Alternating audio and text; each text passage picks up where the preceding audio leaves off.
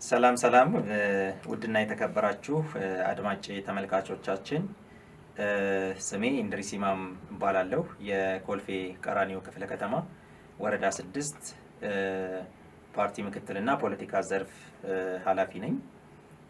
ለዛሬ ያዘጋጀንላችሁ መልእክት አለ። በፓርቲ ሚዲያና ኮሚኒኬሽን ተዘጋጅቶ የሚቀርብ ነው። በሱ ላይ ያለንን አጠቃላይ መልእክት አዘጋጅተን ለእናንተ የምናቀርብ ነው የሚሆነው። እንግዲህ እኛ ኢትዮጵያውያን የተሰናሰለ ማንነት የማይለያይ የልቦና ውቅር ለበለጸገች ኢትዮጵያ ወሳኝ መሆናችንን የሚያሳይ ነው ማለት ነው።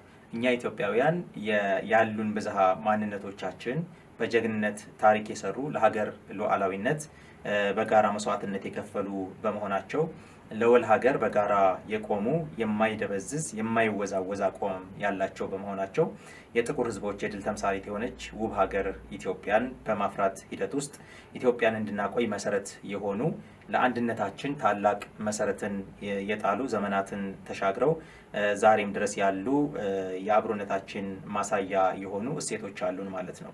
ከዚህ አንፃር የትላንቱን አድዋ ስናነሳ የጋራ ታሪካችን የድል ተምሳሌት ሆኖ አብሮነታችንን የሚያጸና ከመሆኑም በላይ በታላቁ ህዳሴ ግድብ ግንባታም በጋራ ቆመን እንድንገነባ መነሻና መሰረት ሆኖልናል ማለት ነው።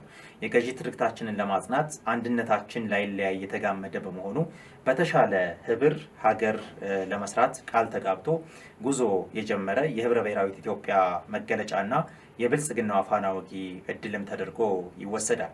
ኢትዮጵያ በመደመር ትውልድ ወደ ትብብርና ምክክር በመጡት ልጆቿ ድህነትን ድል በማድረግ ለሁሉም የምትመች እንድትሆን ወደ ብልጽግና ማማ ለመውጣት ራዕይን ሰንቃ በመገስገስ ላይ የምትገኝ ከመሆኗም በላይ በሁሉም መስክ ውጤት እያስመዘገበች ትገኛለች። ኢትዮጵያውያን ትላንት የነበረ ወረትን አስቀጥለው ዕዳዎችን በምንዳ ቀይረው ዛሬን በተደራጀ ትብብርና ቅንጅት ሀገርን የሚሰሩ በመሆናቸው ነገን በብሩህና በሚጨበጥ ተስፋ ተግተው ብልጽግናን የሚያበስሩ ናቸው። ፓርቲያችን ብልጽግና የዚህን ትውልድ ፍላጎት ለማሳካትም በፕሮግራምና በአሰራር በመደገፍ እውን ለማድረግ የሚሰራ በመሆኑ እውን መሆኑ አይቀሬ ነው። የትውልዱ ፍላጎት እንዲሳካ በሰላም በአንድነት በአብሮነት ከቆምን አድዋን በድል እንዳጠናቀቅ ነው ሁሉ ድህነትን ድል ለማድረግም ተግተን የምንሰራ በመሆኑ በህብረ ብሔራዊ ወንድማማችነትና እህትማማችነት መርህ ላይ ቆመን በመትጋት ሁለንተናዊ ብልጽግናችን እንዲረጋገጥ እንሰራለን። እጅግ በጣም አመሰግናለሁ።